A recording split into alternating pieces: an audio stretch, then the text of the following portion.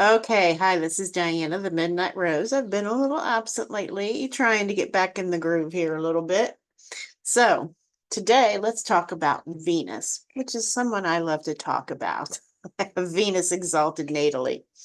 So, Venus is she's coming out of retrograde, she's gone direct, which was a great opportunity to make magic or make other things. I know I made some Venus perfume for both sides, the retro and the direct. So, but she is going to be moving out of her exaltation in Pisces into Aries, which is her detriment. But let's talk about it. So, she's in Pisces right now, which is the dreamy, watery. She loves to be there. It's not her home, but she's like an exalted guest there.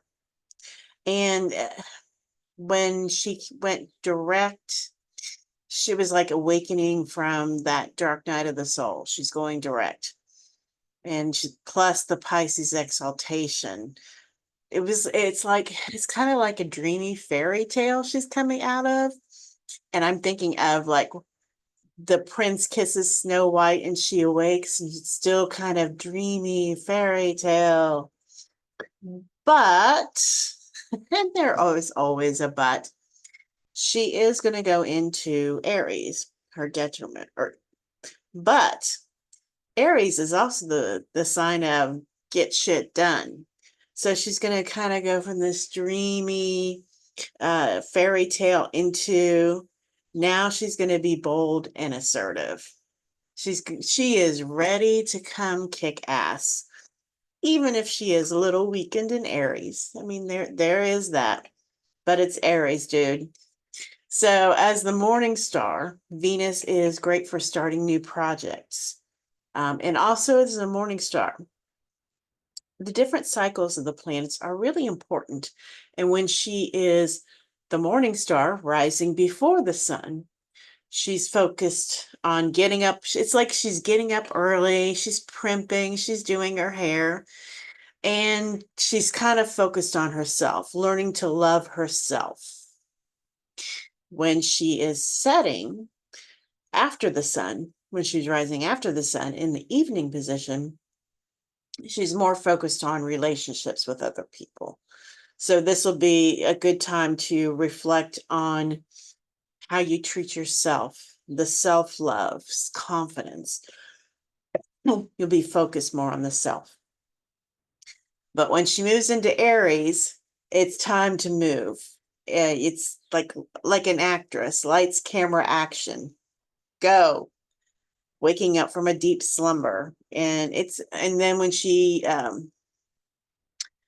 and then after that deep slumber that she's had in Pisces, when she moves into Aries, it's sort of like, and the prince wakes up Snow White.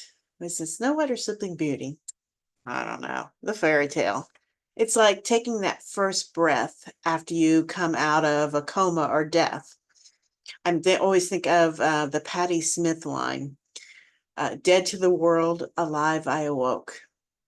That is Venus waking up in Aries and starting to take action. If you're into alchemy, you can think of Venus and Pisces as kind of an albedo phase of spirituality. And then when she moves into the fire of Mars, she's moving more into libido, the final stage of, letting go of all the material things, being more spiritual. And in fact, I am writing a book on Mars and tying in all that alchemy. But what is also important here, Venus goes into Aries on the 27th of this month, April. And then on the 30th, we have a new moon in Taurus, which is ruled by Venus. So this is a huge PowerPoint. If you know anything about the cycles of the moon, the new moon is a great time to start new projects. And she will still be in her exaltation. Oh, the new moon is the 27th. She goes into Aries the 30th. I'm like, wait a minute. I have that backwards. The new moon is the 27th in Taurus, and then she goes into Aries the 30th. So she will still be in her exaltation in Pisces. So This is a great time for planting the seeds for something new, which it always is for the new moon, but especially in the Venus type things. Not just relationships, but harmony, beauty, art. If you have some kind of art project or artistic project you've been wanting to get started, plant your seeds, your proverbial seeds, metaphorical seeds, or you could plant real seeds with the new moon on the 27th. So if you're wanting to develop more compassion, and Taurus is going to be like what we value, what makes us feel secure. Venus is more the artistic, relationship, beauty. So combining this two, I mean, this is a huge, huge opportunity for anything artistic.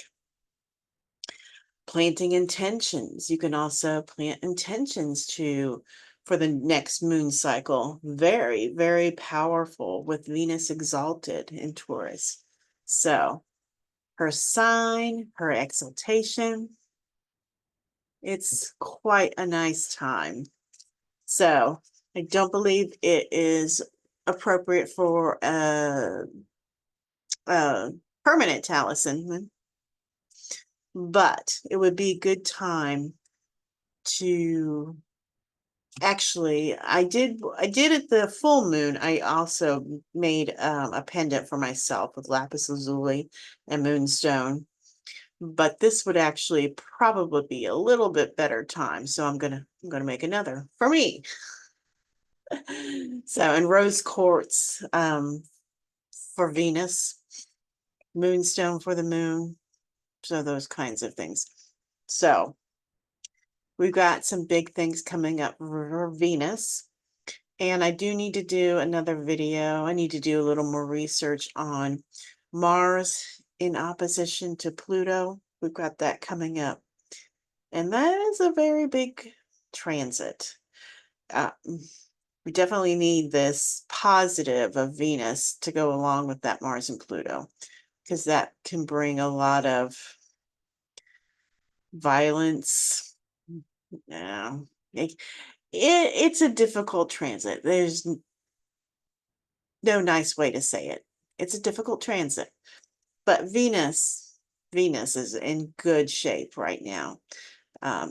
And even not that bad off once she goes into Aries, despite it being her detriment. So she's going to be ready to take action. So plant the seeds on the full moon and take action. Plant the seeds on the new moon on the 27th and take action on the 30th when she moves into Aries, Mars sign. Get it done. So, and believe me, Mars gets things done. I have Mars and the Sun conjunct in the 4th in Aries. And I have a moon in Scorpio, which is Mars sign. I have Mars all over the place. I just came out of a Mars perfection year. Thank God. I'm in Jupiter now.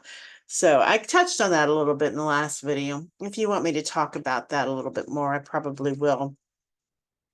But this Venus with new moon and the upcoming Mars opposite Pluto are kind of big. And if you have a very prominent Mars, you might be feeling that a little bit more. But there are some people with a prominent Mars who maybe we would like to feel it a little bit. Someone who has Mars on his North Node and is obsessed with colonizing Mars and using other people's resources in the 8th house. I think we know who that is. And likewise, his partner in crime has a very prominent Mars. So I won't say any names, but I don't think I have to. So anyway, enjoy this upcoming Venus new moon in Taurus on the 27th, and then moving into Aries on the 30th. There's a lot of action happening in Aries over the next few weeks, few months. So, all right, that's it for today. I told you I was going to do a little more astrology. I'm getting there, learning to juggle. so many projects. I've also got to have my ad due for NORWAC, and I got to update the site and update the products. Oh, yeah. I'm a little overwhelmed. Plus planning a move overseas in September. So anyway, that's it for today. Unless I decide to do a reading later. Maybe. I'll see you in the next video. Be sure to like and subscribe. But more important, I really want feedback. I want to know what people think. Am I going in the right direction? Other direction? Am I resonating with you? Those kinds of issues. But I will see you later. Bye-bye.